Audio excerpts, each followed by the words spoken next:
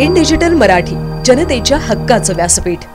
अंबरनाथ आणि उल्हासनगर या पोलीस ठाण्याच्या हद्दीत दुचाकी आणि सोनसाखळी चोरणाऱ्या एका सराईत चोराला उल्हासनगर क्राईम ब्रांचने बेड्या ठोकल्यात।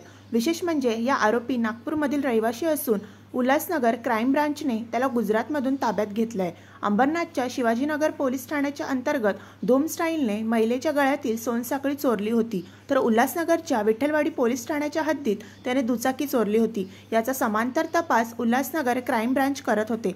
सीसीटीव्ही आणि तांत्रिक माहितीच्या आधारे उल्हासनगर क्राईम ब्रांचचे पोलीस हवालदार मंगेश जाधव यांनी खात्रीदायक सूत्रांकडून माहिती मिळाली की आरोपी गुजरातला असल्याची माहिती मिळाली। त्यानंतर वरिष्ठ पोलीस निरीक्षक अशोक कोळी यांच्या नेतृत्वाखाली सहाय्यक पोलीस निरीक्षक गोसावी, पोलीस हवालदार गणेश गावडे, योगेश वाघ आणि हवालदार पिंट्या थोरवे, विक्रम जाधव आणि राम उगले या पथकाने आरोपीला गुजरातमधून ताब्यात घेतला आहे।